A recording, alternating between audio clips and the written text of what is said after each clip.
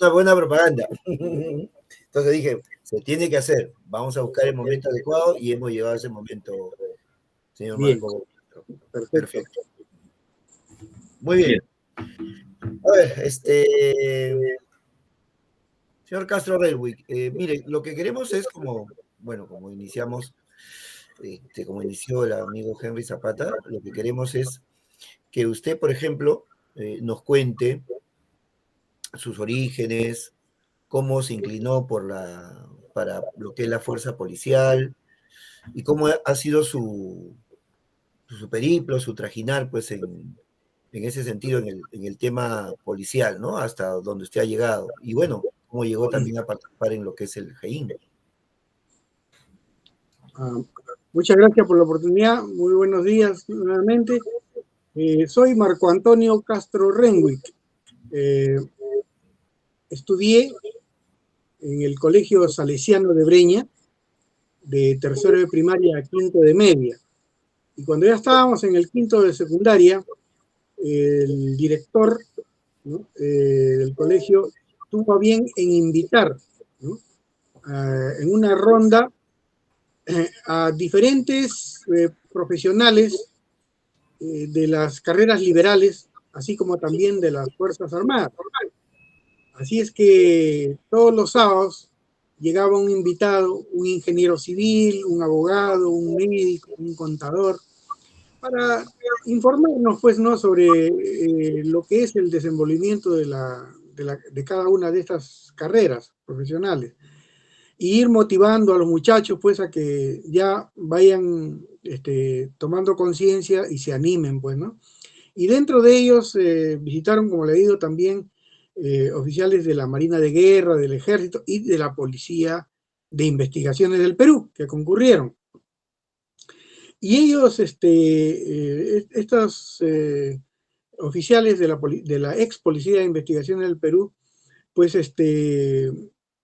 creo que me motivaron, ¿no?, a pensar que podía encontrar yo, ¿no?, un espacio dentro de lo que era en ese entonces las fuerzas policiales. Podía ser la Guardia Civil, podía ser la Policía de Investigaciones. Y me incliné finalmente, pues, por la Policía de Investigaciones, postulé en el año 1980 e ingresé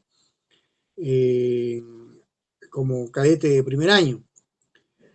Dado la situación que precisamente se inició en nuestro país con la violencia terrorista, que tiene sus primeros orígenes, pues, en el poblado de Chuchis, el 17 de mayo de 1980, a partir de ahí nuestra estadía en la escuela fue interrumpiéndose por estos episodios terribles, ¿no?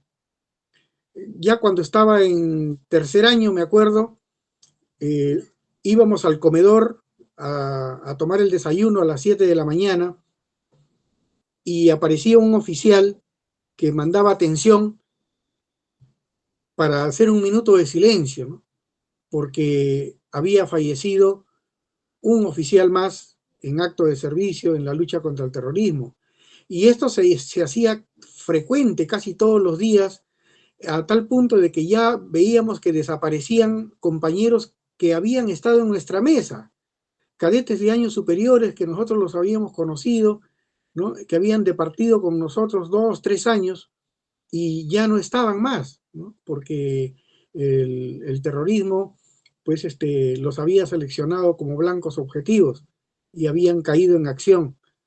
Por esa razón es que a mitad de año el director decide, pues, acelerar, ¿no?, el proceso para que saliéramos nuevos oficiales con 3 años y medio, y el 30 de junio de 1983 egreso como alférez de la Policía de Investigaciones del Perú y me dan un despacho, ¿no?, y un oficio para integrarme a lo que era la Dirección de Seguridad del Estado, porque mi especialidad era seguridad.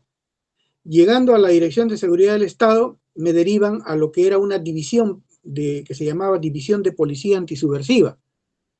Estuve 30 días ahí y el 5 de julio de 1983 se eleva al cargo de Dirección contra el Terrorismo, donde permanecí 30 años ininterrumpidos hasta mi pase a retiro. Wow. Veo que usted muy joven se involucró en la actividad policial, pero además muy joven asumió una responsabilidad tan grande como la de estar dentro de esta división de la policía antisubversiva. Entiendo que fue la coyuntura también, ¿no? ¿Y cómo fue esta carrera, cómo fue su carrera en la policía dentro de esta división entre los años 83 y 87? ¿Qué situaciones vivió? Bueno, para mí fue algo nuevo porque llegué un día a las 6 de la tarde a la división de policía antisubversiva, ¿no? Y era el complejo prefectural de Lima. Unos ambientes en el segundo piso, las instalaciones en mal estado, ¿no?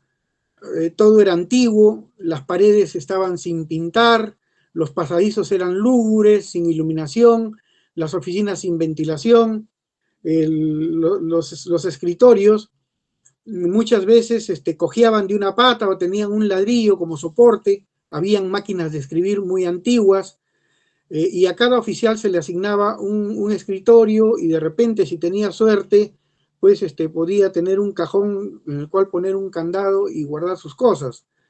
Esa noche que llegué, me derivaron al Delta 5, ¿no? Porque la DIRCOTE se había dividido sectorialmente Lima en 5 deltas. Un delta para cada zonal que pertenecía a Sendero Luminoso, ¿no? La zonal norte, sur, este, oeste, y una la zonal centro. Así es que a mí me envían al Delta 5 y confundido porque los detenidos que teníamos a cargo, ¿no? En ese momento habían sido intervenidos tras un atentado fuerte que hubo contra la planta Nissan y la Bayer. Habían incendiado toda la planta industrial de la Bayer que producía pues insecticidas y otros tipos de productos, y estos terroristas habían atacado muchas instalaciones. Y yo los veía que ellos estaban sentados en la azotea, apoyados en un muro de 1 metro de alto, ¿no? Con una suerte de capucha negra, ¿no? Y tenían un número pintado con tiza en la frente, ¿no? Que era la forma en que los oficiales los identificaban para poderlos llevar a las diferentes diligencias, sus manifestaciones, y todo era muy confuso. O sea, yo no sabía realmente qué estaba haciendo ahí, ¿no? Hasta que ya al día siguiente me indicaron pues que me presentaron con los demás oficiales, dentro de ellos el capitán Benedicto Jiménez Vaca, que integraba este grupo operativo, de un mayor que era el mayor Palacios Ortiz, ¿no? Javier Palacios Ortiz, que era el jefe. Y así habían otros deltas también donde fueron derivados algunos de mis compañeros, pero en los días subsiguientes, el jefe de la unidad, ¿no? El mayor, me pidió que yo me encargue simplemente, ¿no? De leer atestados. Me dijo, tú no vas a tener detenidos todavía, ni vas a salir de operativos, ni nada. A ti te faltan 6 meses todavía de escuela, me dijo. Has salido antes de tiempo, así que te vas a dedicar a leer los atestados. Y me daba pues un paquete de atestados, 3, 4 atestados, y me decía, quiero que de ahí me extraigas de las manifestaciones las preguntas que más crees tú que podrían ser útiles para una manifestación. Me reproduces todas las actas de registro personal, registro vehicular, registro domiciliario, las contrastaciones y bueno, y todo lo que son los anexos de los atestados. En eso me tuvo empleado casi 30 días y me pidió que le haga un consolidado, un canevas de todos los documentos más interesantes que había hecho, una réplica de todo, un extracto. Cuando se lo presenté, yo le pregunté si ya podía salir a hacer intervenciones en la noche, porque a diario yo veía que los oficiales pues se ponían chalecos, se armaban y salían con detenidos a intervenir nuevas viviendas. Y el mayor me dijo, no, no vas a ir todavía. Te voy a dar otro paquete más de atestados y me haces lo mismo, pero esta vez vas a hacer resúmenes de información y de análisis de los hechos hasta las conclusiones. Otro mes estuve en eso y yo siempre le pedía, ¿no? Mi mayor, ¿puedo ir en la noche a intervenir? Van a ir a romper puertas. Y él un día ya mortificado me dice, ¿qué quieres hacer? Quiero salir a intervenir, a romper puertas. ¿A romper puertas? Ah, me dice, mira, si yo supiera pues que a ustedes los entrenan 4 años en la escuela de oficiales para que salgan a romper puertas, yo propondría pues que no estudien 4 años, sino traigo un burro, ¿no? Lo pongo de espaldas a una puerta, le doy un fuetazo y el burro me rompe la puerta. Pero después yo le voy a decir al burro que entre a esa casa, ¿no? Y me haga un registro y me discrimine quiénes son las personas que va a traer acá a la oficina, ¿no? Como intervenidos, a quiénes va a citar y a quiénes va a dejar en su casa. No lo podría hacer, ¿no? El burro no lo podría hacer. Entonces yo no quiero un burro, pues, no necesito un burro, necesito un oficial que sea pensante, ¿no? Que sepa cómo intervenir, respetar los derechos humanos y no me va a traer acá a la abuelita, a la nieta, a los niños, ¿no? Tiene que traerme a los que considera que están dentro de un proceso de investigación y hacerse cargo y a partir de ahí formular los informes, partes y atestados que sean necesarios. Y así me tuvo 3 meses, pues, hasta que por fin ya vio que había cuajado un poco y ya me permitía salir a hacer intervenciones. Yo me imagino ese ambiente, ¿no? Como usted lo ha descrito, ese escenario, y me imagino con esas antiguas máquinas de escribir, pues, creo que mayormente había Olivetti u otras marcas, ¿no? Que Sí. bueno, los chicos de hoy no tienen idea, pues que hay esas teclas inmensas y ese rodillo que uno lo hacía correr pues con la manija y si te equivocabas o arrancaba la hoja, si es que no tenías pues ese corrector líquido, que era un tremendo pues corrector con su plumita y si tenías la suerte de tener buen pulso lo corregías, ¿no? Pero bueno, me imaginaba usted en ese escenario. ¿Y cómo llega el GEIN? ¿Cómo se forma el GEIN, señor Marco Castro? Bueno, la Dirección contra el Terrorismo, que nace el 5 de julio de 1983, logra aceptar importantes golpes, pero a lo que era conocido como el Comité de Acciones del Metropolitano de Lima, es decir, a los comités zonales, subzonales, a las células que conformaban Sendero Luminoso. Pero en algunas ocasiones caía pues un mando político, un mando militar, un jefe de destacamento de aniquilamiento, o a veces, ¿no?, un mando intermedio. Pero estos mandos intermedios lograban burlar la justicia porque los abogados del Comité de Defensa de Sendero Luminoso, que se hacían llamar abogados democráticos, pues argumentaban una serie de triquiñuelas legales para que ellos puedan salir y muchas veces el amedrentamiento a los jueces para que los dejen en libertad.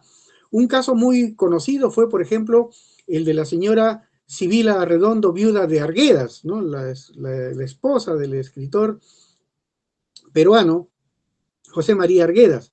Ella fue intervenida una noche de apagón en Lima cuando a bordo de un taxi trasladaba un baúl que estaba todo envuelto en papel de despacho y un patrullero lo interviene pues, ¿no?, en la noche y le pregunta qué cosa es lo que estaba llevando atrás y ella dijo que era un trabajo, un baúl que había comprado repujado. Y efectivamente, cuando le quitaron el cobertor de papel, vieron que era un baúl de madera, pero todo forrado en cuero repujado, donde en la parte central, ¿no?, y frontal aparecía el rostro de Abimael Guzmán con un puño en alto, donde decía "Viva la guerra popular", ¿no? 10 años de lucha armada, y lemas, y frases, y más dibujos, y la hoz y el martillo, y todo. Entonces la llevaron a la DIRCOTE, pero la señora Sibila logró salir en libertad, ¿no? Logró salir en libertad y se planteaba pues el trabajo de formar un grupo especial para la ubicación y captura de mandos intermedios de Sendero Luminoso que nos pudieran llevar a lo poco que conocíamos de los estamentos más importantes de la organización. No se sabía si Abimael Guzmán estaba vivo, nunca se le había, digamos, obtenido una filmación, solamente habían fotografías de él del año 79, 1979, en blanco y negro, cuando por ahí incidentalmente participó en una marcha, en una movilización, y fue arrestado y puesto en libertad por seguridad del Estado a los días. No se tenía idea de dónde estaba, se pensaba que podía estar viviendo como Mao Zedong en casas cuevas en la sierra, otros decían que ya había muerto, otros que estaba en el extranjero. No se sabía si Abimael Guzmán Reynoso era el presidente Gonzalo, porque su nombre con el que se le conocía en la policía era como camarada Álvaro. Entonces había mucha incertidumbre, no se conocía que ellos ya habían celebrado un congreso en 1989, un primer congreso, que tenían un buró político de 18 miembros, que a semejanza de nuestro Congreso de la República tenían un comité, ¿no? O lo que es una comisión permanente que sesiona todos los días. No conocíamos que habían aparatos centrales que sostenían la dirección central de Abimael Guzmán, que eran el Departamento de Apoyo Organizativo, el Grupo de Apoyo Partidario, que tenían un aparato de defensa legal, un aparato de salud, que tenían un aparato de economía, de logística, y que debajo de esos aparatos centrales habían comités regionales, ¿no? Generales, por decir así, de Sendero Luminoso, que controlaban la selva, que era el Comité Fundamental del Guayaga, que en 1986 ellos se abren a la selva y se encuentran con todo el Valle del Guayaga y la alianza estratégica con el narcotráfico. Tampoco conocíamos que había un comité regional central, ¿no? Que estaba conformado por los departamentos de Ayacucho, Apurímac y Huancavelica, y era la zona donde se desarrollaba la parte más importante de la guerra para ellos, ¿no? Que había un comité zonal norte, un comité zonal sur y un comité zonal también especial para Lima, porque Lima era el cajón de resonancia. Aquí reventaba un cartucho de dinamita y se conocía en todo el planeta. Así es que todo esto desconocíamos y era importante empezar ya un trabajo que pueda llevarnos a algún resultado importante, porque todas las estrategias que se habían esgrimido hasta 1989 habían caído una detrás de la otra en fracaso. Y Abimael Guzmán se erguía como la cuarta espada del marxismo, el jefe del partido y la revolución, y era visto como una suerte de un dios, un semidios, porque así lo graficaban en sus banderas, en sus alfombras que hacían en los penales, o en cualquier pintura, ¿no? Con un ser sobredimensionado, con el puño en alto, o un libro rojo al lado del pecho, y con la masa, ¿no? Gente pequeñitas, campesinos, obreros, trabajadores, ¿no? que lo vivaban y que lo endiosaban. Se había erigido un mito en torno a Abimael Guzmán, y teníamos que formar un grupo especial que lo inicia pues el entonces comandante Benedicto Jiménez Vaca y el general de Chile, conocedores del fenómeno del terrorismo, estudiosos de muchísimos años, y convocan pues a un grupo selecto de la DIRCOTE, en el cual tuve la honra de pertenecer, y empezamos desde los primeros 60 días a dar golpes demoledores, pues, ¿no? A lo que era esa estructura, ese andamiaje de Sendero Luminoso, tanto así que en junio de 1990 desbaratamos 2 aparatos centrales en un solo golpe. El Departamento de Apoyo Organizativo y el Grupo de Apoyo Partidario, que eran soporte de la dirección. O sea, ellos preparaban los eventos para Abimael Guzmán, los plenarios, las conferencias y el mismo congreso que ya se había celebrado. Wow, ¿qué tal cronología y sobre todo la forma como se ha ido, se fue gestando el accionar del GEIN? Tengo una curiosidad, porque el año 90, entre el 89 y el 90, hay un quiebre político muy fuerte, producto de las elecciones y esta dicotomía entre el APRA, el FREDEMO, y por ahí el outsider que aparece, ¿no? Fujimori que aparece en el escenario político.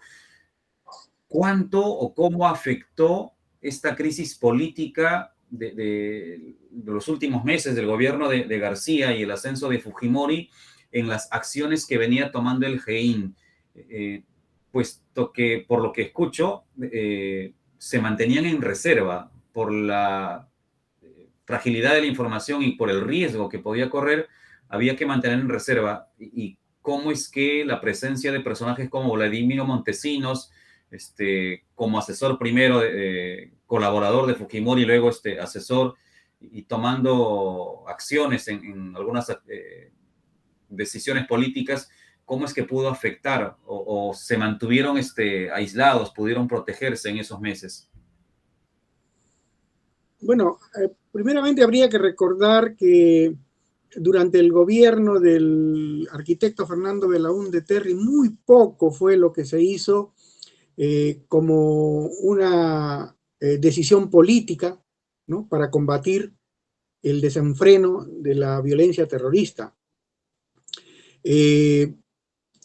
La DIRCOTE, ¿no?, que había nacido de la División de Seguridad del Estado, solamente fue un cambio de denominación nada más, porque después sus instalaciones se mantuvieron igual, sus efectivos en el mismo número, no había un presupuesto para poder levantar operaciones, no teníamos tiempo ni siquiera para entrenar a nuestro personal, porque los atentados y los apagones y las ofensivas de 15 días seguidas y brutales nos sorprendían pues en una madrugada, ¿no?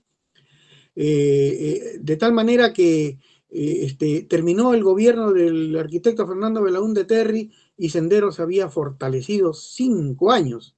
Después vino el gobierno del doctor Alan García, que aplicando pues su ideología, ¿no?, el antiimperialismo y el APRA, se negó a pagar la deuda externa en su totalidad, solamente el 10%.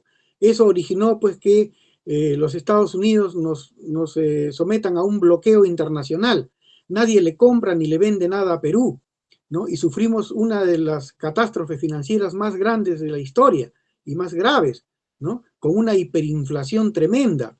Entonces, menos pues había posibilidades de que la DIRCOTE, ¿no?, y otras unidades de la policía pudieran, digamos, repotenciarse en cuanto a todo lo que era logística. No teníamos radios ni medios de comunicación, no habían vehículos, no había presupuesto, ni siquiera los oficiales teníamos que comprar nuestro papel para hacer nuestros atestados muchas veces, o nuestros partes, ¿no?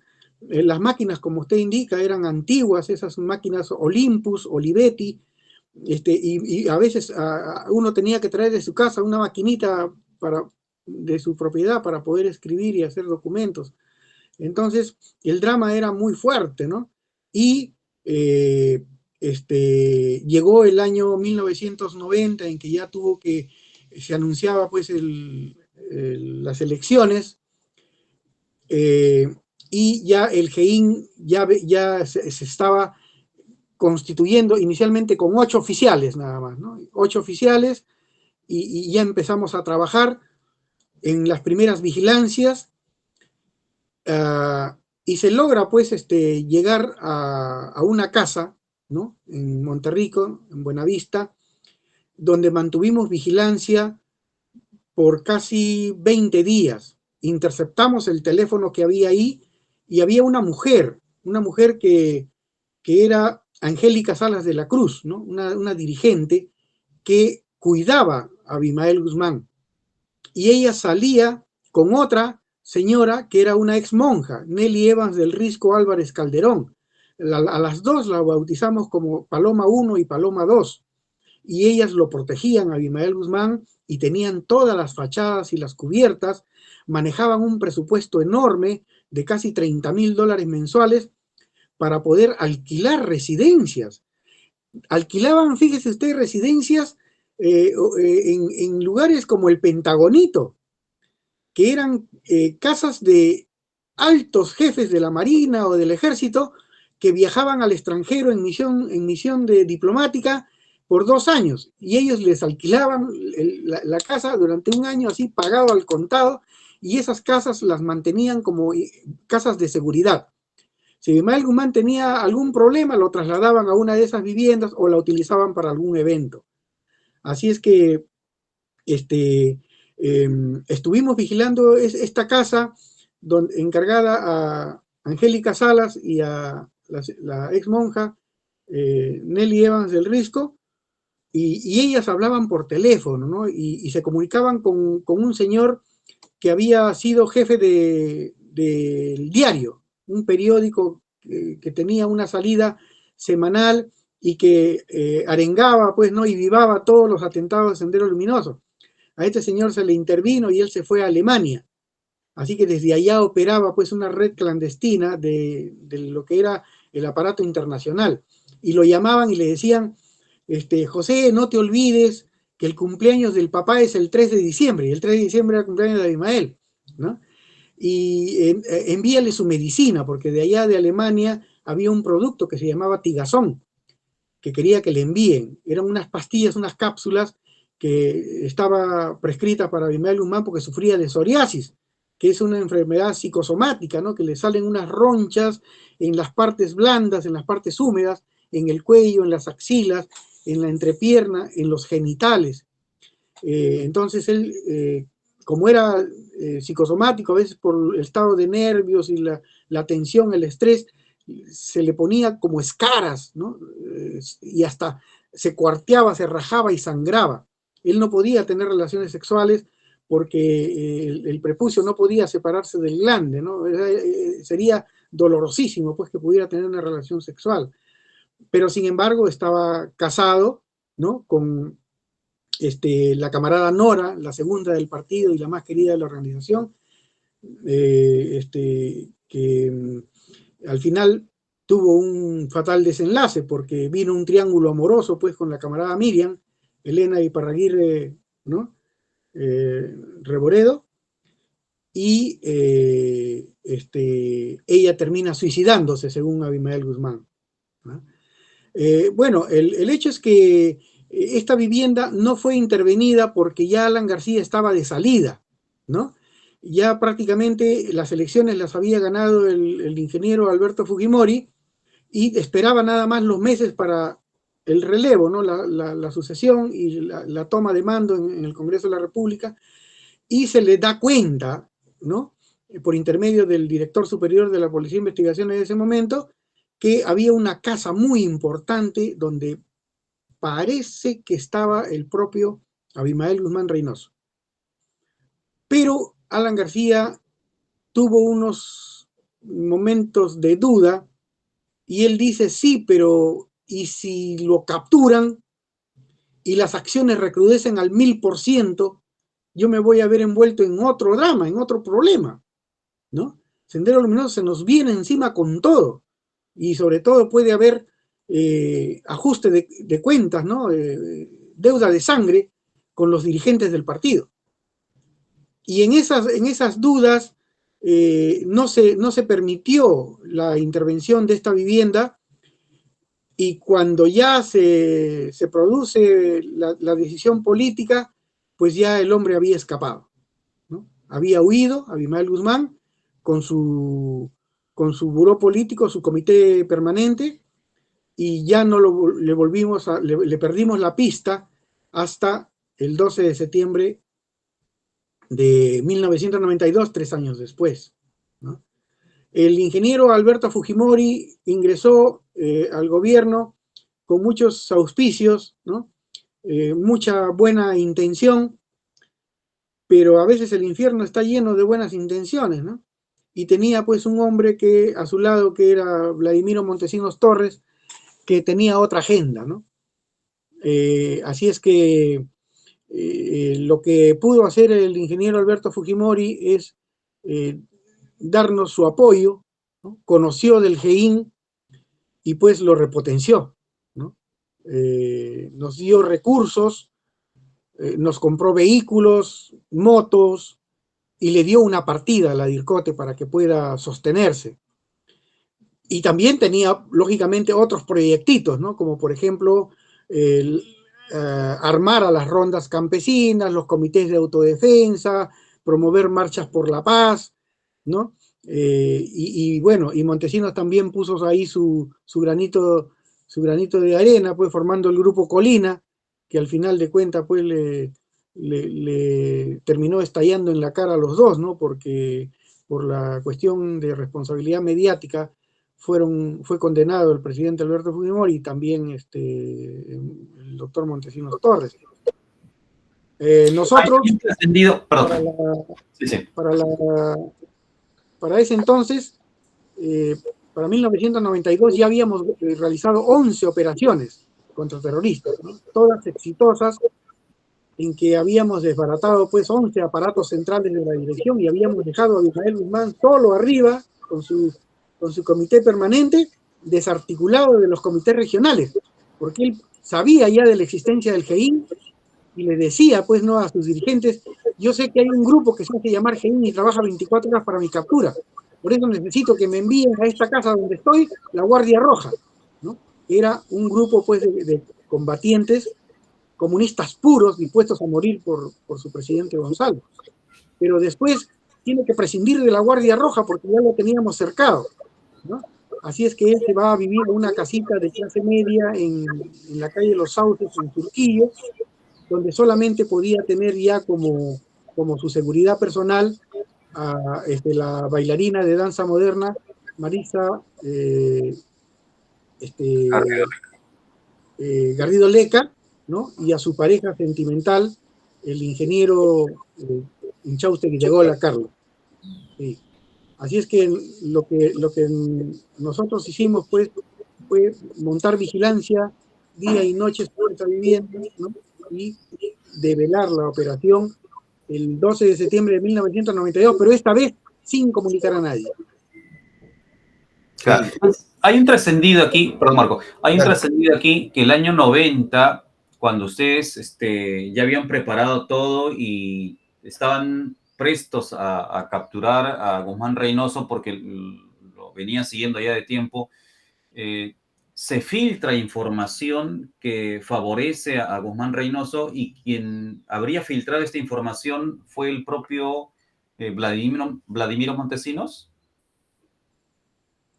Sí, hay una tesis que el coronel Benedicto Jiménez la ha bautizado como la tesis trasnochada, ¿ya?, de algunos detractores de la propia Dirección contra el Terrorismo, porque había una suerte de pugna por ver quién manejaba el GEIN, ¿no?, que era creación del coronel Benedicto Jiménez Vaca y de don Marco Miyashiro, pero habían otros oficiales que creían tener el derecho también de manejar el grupo. Así es que ellos se han encargado de difundir la idea, pues, que pudo haber sido hasta del mismo GEIN personal, que dice en un libro que publica uno de estos oficiales, que un oficial del GEIN puso un sobre debajo de la puerta avisándole a Abimael Guzmán que se le iba a intervenir. Un absurdo total, ¿no?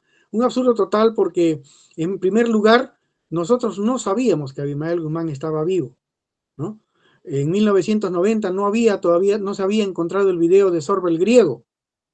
Era una presunción de que esto del papá y lo del 3 de diciembre pudiera tratarse de él, pero no teníamos certeza de ninguna manera. Habían otras casas también importantes que se estaban vigilando. De tal manera que lo que ocurrió ahí fue que la duda, ¿no es cierto?, favoreció a Abimael Guzmán para poder huir, porque nuestro grupo GEIN todavía estaba recién en formación. nuestros vehículos eran muy precarios, prestados a veces en algunos casos, ¿no? Estamos recordando que todavía no llegaba el ingeniero Alberto Fujimori, no teníamos nada. Así es que las vigilancias eran a veces un poco improvisadas porque no teníamos el entrenamiento. Y es probable que se haya dado cuenta su equipo de seguridad de Abimael Guzmán, ¿no? Haya sacado la vigilancia y optó por lo sencillo, pues, ¿no? Salir en la maletera de algún vehículo, diferentes casas, se le perdió el objetivo a los que estaban siguiendo y desapareció, ¿no? Pero yo no creo que alguien profesamente haya filtrado la información o haya puesto un sobre, no, de ninguna manera, porque ¿qué más hubiera querido pues la Fuerza Armada capturarlo, ¿no? El servicio de inteligencia o quien fuere. Así es que lo que yo pienso, ¿no? Y también hablo por el grupo GEIN, es que se dieron cuenta, sacaron la vigilancia y se hicieron humo. A ver, cómo no recordar ese 12 de septiembre, y yo era, bueno, vivíamos con mis padres en Limatambo, en las Torres de Limatambo, en San Borja, muy cerca de esa urbanización Los Sauces, por la avenida Villarán. Ajá. Ese 12 de septiembre, esa noche, estábamos, mi padre y yo viendo televisión, porque en esa noche iba a pelear Julio César Chávez y Mario, y el Macho Camacho, una pelea de box, ese mismo jueves. No me acuerdo el día, pero era el 12 de septiembre. Y bueno, de pronto paralizaron todo porque dieron pues esto, ¿cómo se llama? ¿Cómo se le dice esto? Flash. El flash, ¿no? Por todo lo que había pasado. Y con mi papá y con mi mamá decíamos, oye, a 5 cuadras de acá, porque por la avenida principal llegas de frente, por la Torre de Limatambo, llegas de frente hasta esa organización Los Sauces, ¿no? Me imagino que usted, bueno, nos está diciendo que no tenían ni idea de que estaba vivo o no vivo Abimael Guzmán, pero ya tenía usted en su cabeza, ya tenía una idea fija de quién era Abimael Guzmán, qué características tenía, su pensamiento, por qué tanta gente lo seguía, esa mente criminal, me imagino que ya usted se lo había dibujado. Al momento que usted lo ve capturado, al momento que usted ya lo ve, ¿es lo que usted se imaginaba? ¿Era la persona que usted había dibujado o quizás rompía los esquemas de lo que ya usted tenía trazado sobre él? Bueno, yo me refería que en el año 1990 no teníamos ninguna información de Abimael Guzmán, no se le conocía, pero para el año 92 ya teníamos el video de Sorba el Griego y habíamos visto ya cómo era en vivo Abimael Guzmán Reynoso. Y es más, nos regaló a todito su comité central, a todo su buró político, ¿no? Nos los presentó gratuitamente en ese video. A partir de ahí nosotros empezamos a golpear, ¿no? En diferentes operaciones y logramos capturar casi el 85% de todos los que bailan ahí en Sorba el Griego. Y ya teníamos pues una idea de cómo era la fisonomía de Abimael Guzmán. De tal manera que el 12 de septiembre, en que el coronel Benedicto Jiménez Vaca decide develar la operación Victoria, lo hace ya con la certeza, ¿no?, de que esta 12ª operación iba a tener un éxito más allá de lo esperado, porque si no caía Abimael Guzmán, por lo menos íbamos a capturar su comité permanente. Había gente de muy alto nivel en esa casa, bajo la cubierta de una joven bailarina de danza moderna y de su conviviente, que era Carlos Inchausti de Gregola, que tenía antecedentes por terrorismo, porque había estado en prisión en el penal Castro Castro por terrorismo. Ella también tenía referencias porque había pertenecido al MRTA, ¿no? Y había pertenecido a estos grupos subterráneos de música subterránea, ¿no? Y consumía marihuana en su juventud. Lo que pasa es que ella visitaba a su tía, que era la monja del Risco Álvarez Calderón, y ella había sido una de las palomas de Abimael Guzmán. Como ya estaba en prisión, ella la propone a su sobrina para que cuide a Abimael Guzmán y se le confiere esta oportunidad. Entonces, para el 12 de septiembre nosotros ya teníamos acá en la cabeza, ¿no?, la figura de Abimael Guzmán, y estábamos seguros que en una intervención lo íbamos a reconocer inmediatamente. Y eso fue el 12 de septiembre porque se golpean 4 casas donde se había movido un vehículo que manejaba la Marisa Garrido Leca, un Volkswagen Jetta color verde.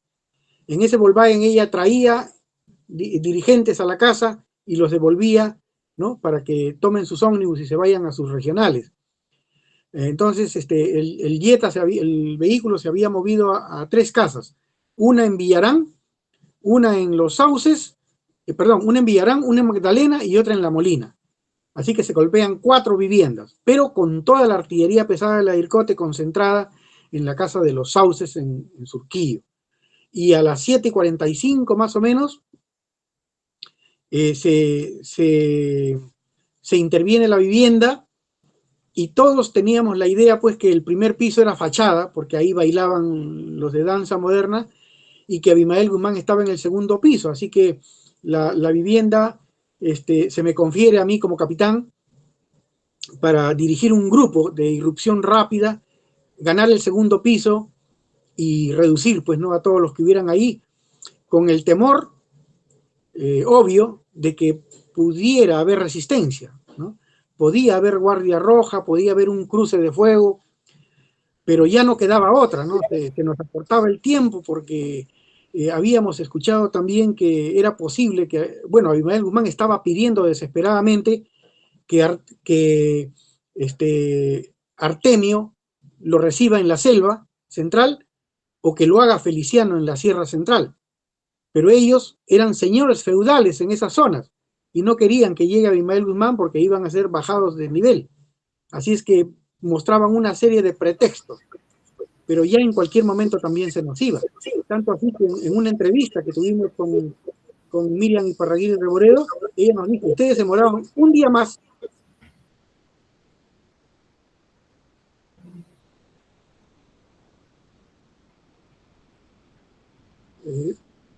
Imagino. Y ya no nos encontraban. Sí, sí, imagino la situación por la que pasaron en ese momento, ¿no? La tensión y la responsabilidad que estaba en sus manos en ese momento y la trascendencia de la decisión que iban a tomar. ¿Desea continuar, señor Marco? Sí, está bien. Continuamos. ¿Sí? ¿Todo bien? Sí. Oh, perfecto. De hecho, hay momentos en nuestra vida en los que nos marcan, ¿no? Y usted, el equipo que trabajó con usted, es un hito en la historia del Perú. Por eso es que hay una frase que utilizamos mucho, ¿no? No es solo recordar por recordar. Estos eventos tienen que recordarse, pero además tienen que reflexionarse sobre estos eventos. Recordar la fecha por recordarla pierde el sentido, pierde la trascendencia. Y uno de los problemas que tiene la educación peruana es que no está considerando estos eventos para que esta historia no se repita. No se repite en el sentido que se van a liberar a los terroristas y que va a rebrotar, sino que pueden aparecer situaciones similares, pueden aparecer cuestiones parecidas y no estamos tomando previsiones. Y como docentes, a nosotros nos preocupa ese punto, pero conmovidos por el testimonio que nos está brindando y como dice Marco, si hay que hacer una pausa, hacemos una pausa, de que pierda Está usted bien, cuidado. está bien. Sino que se vienen los recuerdos de esa noche. Sí. Porque Eso es lo que a mí se usted, me impactó. disculpe que lo corte, eso es lo que ha referido Henry, y bueno, nosotros lo inculcamos a los chicos, ¿no? Mire cuánto tiempo ha pasado y que recién el Ministerio de Educación apruebe el hecho de que la historia de la violencia terrorista en el Perú sea enseñada, no como parte de los alumnos de cuarto o quinto, sino desde más atrás, ¿no? De primero y secundaria, que tengan por lo menos que sepan lo que pasaron muchas personas en esas épocas, ¿no? Para que esto no se repita, porque lamentablemente Henry y yo somos, aparte de profesores de historia, somos historiadores, y nos damos cuenta que hay hechos que se repiten, que volvemos a cometer los mismos errores. En el siglo XIX tuvimos 5 o 6 presidentes en corto tiempo. Mire, ve, ha pasado más de 200 años y tenemos otra situación donde vamos a tener 5 o 6 presidentes en corto tiempo. Entonces, estas situaciones se repiten, y para que, como dijo Henry, no se repitan estos eventos, ni que vuelva a aparecer otro tipo de movimientos terroristas de esa manera, es lo que nosotros estamos, por ejemplo, acumulando testimonios como usted, que ha estado ahí. O sea, a usted no le han contado nada, usted lo ha vivido, y por eso la razón de ese pesar, de ese dolor y esas lágrimas que hemos visto en usted, ¿no? Sí. Esa noche, pues, la orden era precisa, pues, ¿no? No podíamos, de repente, defender nuestra vida realizando disparos, porque Benedicto nos había ordenado bien claro, ¿no? Lo quiero vivo. Muerto no sirve. Él es un mito. Es un mito, y detrás hay una cantidad enorme de seguidores, ¿no? Que lo van a endiosar. Entonces, lo queremos vivo, ¿no? Para, digamos, romper ese mito. Hay que respetar la vida de este hombre y de su entorno también, los que estén dentro de la casa.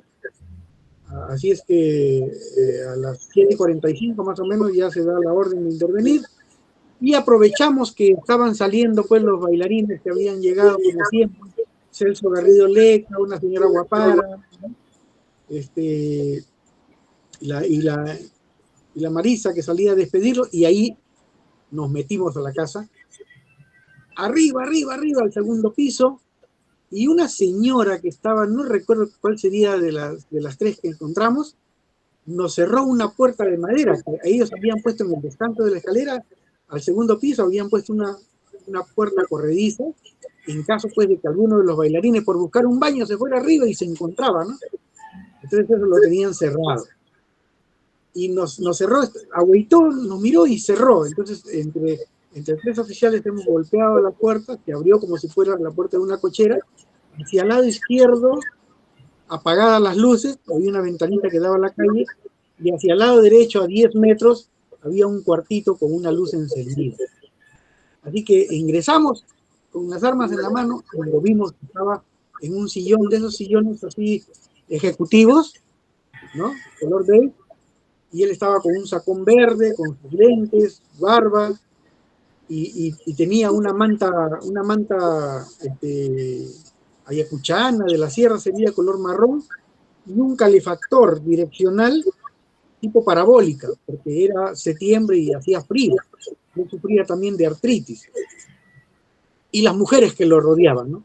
Estaba abrazándolo, todas ellas, estaba la Miriam Iparraguirre Reboredo, estaba la Laura Zambrano Padilla, y una señora que la confundimos con la camarada Valia del video, pero que resultó ser María Pantoja Sánchez, ¿no? Así es que ya le dijimos, pues, no, Biscote, no te muevas, ¿no? Y él dijo, basta de violencia, le dijo. Increíble, basta de violencia. Entonces ahí, bueno, ya llegaron otros oficiales, se hicieron cargo. ¿No? Qué irónico, ¿no? Sí, pues. Irónico, ¿no? Basta de violencia. Me acuerdo que levantó la mano y dijo, basta de violencia. Y ya entraron otros oficiales, y entró el fiscal, ¿no? Y se controló la situación. Así es que voy a la azotea, porque había un muchachito, pues, que era como un campana, que siempre estaba en la azotea. Era hijo de un dirigente de la sierra, un pionerito que le llaman, pero el chibolo, pues, en su desesperación, había sacado un tendal de ropa, una viga de madera, y la había puesto, ¿no?, como una escalerita, y se fue a una casa vecina, pero ya lo dejamos ir porque no queríamos, pues, que si tenía arma o algo vaya a haber problema, ¿no? Se nos escapó, ese fue el único que se escapó de la casa, un muchacho de 16 años más o menos. Volvimos nuevamente a la habitación y ya todo estaba controlado, y ya el general Quetín Vidal estaba conversando con Abimael Guzmán, también estaba don Benedicto Jiménez Vaca, Marco Miyashiro, ¿no? Y toda la casa ya estaba controlada, ¿no?, ya para las diligencias que venían. Fue la operación perfecta, ¿no? En su momento, creo que los que vivimos ese año no logramos medir la dimensión que tenía este hecho. Creo Sí. que los años posteriores han ido marcando la importancia, la trascendencia de la captura de este personaje. Y esa ironía, ¿no? Basta de violencia. ¿Qué frase para más curiosa? Hay una serie de eventos que luego fueron marcando la post-captura, que han quedado más en el plano político, propagandístico, ¿no?, para sacarle partido a la captura, detalles en los que no vamos a entrar, pero sí me gustaría escuchar la reflexión suya del mayor en retiro Marco Castro sobre este evento, y qué mensaje le deja usted a los peruanos de este siglo, a esta juventud que no ha vivido esos años de violencia, que no ha estado en esos años de terror que pasamos nosotros. Bueno, nosotros tampoco podíamos dar una prognosis, ¿no?, de qué pasaría al día siguiente después de la captura de Abimael Guzmán.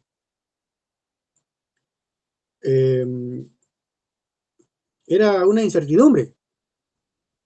Conversando con él, porque lo entrevistábamos, la primera semana de su captura, don Benedicto le pregunta, doctor, porque había que tratarlo de doctor, ¿no?, porque él era doctor en filosofía y bachiller en derecho, ¿no? Él había sostenido una tesis para optar por el grado académico de doctor en filosofía, que le llamó la teoría kantiana del espacio, y como bachiller en derecho, ¿no?, un tema que le llamó el Estado democrático burgués. Así que le decía, doctor, ¿qué significa para usted su captura? Y él, todavía soberbio, ¿no?, dice, bueno, mi captura es un accidente de trabajo, ¿no?, como decir, ¿no?, algo previsible, pero se puede manejar. Una semana después le pregunta nuevamente, doctor, ¿qué significa para usted su captura? Y él dice, bueno, lo he meditado mejor, no es un accidente de trabajo. Metafóricamente puedo decir que es un recodo en el camino, algo más serio, ¿no? ¿Por qué? Porque la guerra se empezó a frenar en todo el país. Habían tintineos de capitulación por todas partes. Y ya se estaba erigiendo una nueva dirigencia a cargo de Feliciano, que Abimael lo conocía, sabía que era un puestista, un usurpador, un caudillo, y que estaba a la espera de que él muriera o él fuera capturado para erigirse como el nuevo jefe del partido. Así es que él dice, pues, un recodo en el camino.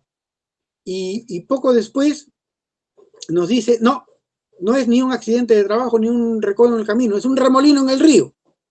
Pero tengan ustedes en consideración que el remolino jamás se traga al río, como diciendo, esto va a continuar. Ya después, cuando aparece con traje a rayas y en una celda que le habían preparado enjaulado, él grita, pues, ¿no?, a sus fuerzas, ¿no? Nuevos, graves y complejos problemas han surgido para la organización y no serán resueltos en buen tiempo, dice, refiriéndose, pues, que había una mala situación nacional e internacional. Nacional, había caído él, y había caído gran parte de su buró político. Internacional, que el comunismo internacional estaba en caída, pues, ¿no? Y en una caída aparatosa, porque la Unión Soviética se había disuelto, había caído el muro de Berlín, China se estaba abriendo a Occidente como un país capitalista, no había futuro internacional todavía. Así es que él da ese mensaje, ¿no? Pero antes que se lo lleven los FOE, Fuerzas de Operaciones Especiales de la Marina, que llegaron armados hasta los dientes con pasamontañas, ¿no? Él voltea a todos los del GEIN, que hicimos un pasadizo para salir a ver cómo se lo llevaban. Él voltea y le dice a don Benedicto y a don Marco Miyashiro: ustedes son responsables que hoy la revolución se trunque, le dijo. Entonces don Benedicto le dice: a ver, un momento, le dice a los marinos, ¿cómo está eso, doctor? Usted había dicho que su captura era un accidente de trabajo, un recodo en el camino, un remolino en el río, y ahora nos dice que su captura está ocasionando la destrucción del partido, que la revolución se trunca. Y él dice: bueno, si me dan un poquito de tiempo yo se lo explico. Le dice: ustedes por historia saben que Túpac Amaru gestó la revolución en Tinta, ¿no? Y por un error estratégico no tomó el Cusco y permitió que los españoles refuercen el Cusco y sofocaron la revolución de Túpac Amaru. Eso lo sabemos todo por historia. Pero lo que ustedes no saben es que así como ejecutaron a Túpac Amaru, atándolo de 4 potros salvajes de piernas y brazos y le arrancaron las extremidades, 18 de sus generales corrieron la misma suerte. Dentro de ellos uno que era un chamán, un visionario. Y este chamán, antes que le arranquen brazos y piernas, él gritó en quechua que para que una revolución, o algo parecido, que para que una revolución de este calibre se geste en el Perú, tendrán que pasar 200 años. Y Abimael Guzmán nos dice: miren qué satisfactoria coincidencia. De 1780 en Tinta a 1980 en Chukchis, 200 años exactos. ¿No?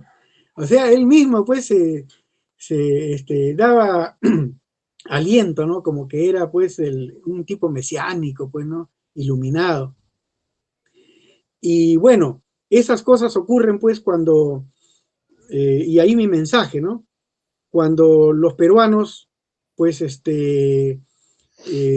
muchas veces nos descuidamos pues en lo que es formar a los jóvenes, porque Abimael Guzmán tuvo mucho interés en los jóvenes.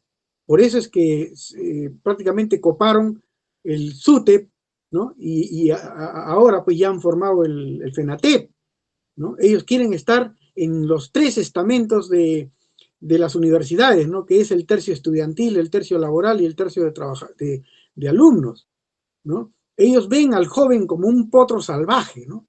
Un potro con un brío enorme, pero que muchas veces está desbocado, ¿no? Y que ellos tienen que controlarlo, porque dicen que el joven es el que transforma el mundo, el que tiene la fuerza.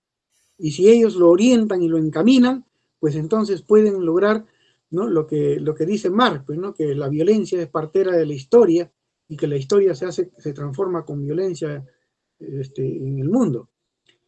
Nuestros jóvenes actualmente están huérfanos pues de una ideología. Los partidos políticos cada vez se disuelven más y solamente abren sus locales de campaña cuando vienen las elecciones y después cierran y se olvidan. Entonces los jóvenes no tienen nada en la cabeza, no tienen ideología. Y cuando un joven no tiene nada en la cabeza, es fácil que venga alguien, ¿no? Y le meta cualquier cosa ahí. Por eso es importante pues trabajar con las juventudes, en los colegios, en los institutos, en las universidades, ¿no? Y también con la población de todos los segmentos sociales, porque esta es una guerra de masas. Quien gane a las masas va a ganar la guerra. Es una guerra de inteligencia, es una guerra de ideologías, es una guerra de organizaciones, donde tenemos que demostrar que nuestras organizaciones son más fuertes que cualquier otra organización, que nuestro Congreso, ¿no? Tenga legitimidad, tenga autoridad, tenga la ley moral que plantea Sun Tzu, que nuestros gobernantes sean honestos, que nuestros alcaldes, nuestros gobernadores y todo nuestro aparato público pues trabaje, ¿no? en función de esos objetivos grandes nacionales. porque de lo contrario, si no ganamos la guerra de organizaciones, no tenemos una posición ideológica firme, perdemos la guerra de inteligencia, la guerra de masas, la guerra de estratagemas, la guerra psicológica, entonces lo más probable es que mañana surja otro Abimael Guzmán, otro Pola y Campos, y ojo, que ellos aprenden las lecciones. Y de surgir otra organización con otro líder, no van a cometer los errores del pasado y de repente vamos a vernos envueltos pues, en una guerra civil, que es lo que ellos quieren, ¿no? Para dividirnos. Sí, totalmente de acuerdo. Dale, Marco. Okay. Para cerrar, no, muy agradecido, estamos muy agradecidos por su testimonio, por esta gran entrevista, y que va a servir, bueno, primero para el programa y luego que esto va a quedar como testimonio para utilizarlo para los chicos que estén, bueno, no digamos que para todos, no solamente para los cuarto y quinto, que mayormente nos centramos en estos temas con ellos, sino para todos, ¿no? Para todo secundaria, y sería bueno que, eso sí, déjenme en mis manos, que en Ángeles de Fátima, pues, este testimonio va a calar bastante, y va a calar hondo y bastante. Gracias, más bien. Muchas gracias, Marco, profesores, muy amable por la entrevista y gracias por la oportunidad. No, gracias a usted y sobre todo el reconocimiento de nuestros seguidores, el reconocimiento de quienes reconozcan y vean su testimonio, y en usted a una persona que ha hecho patria.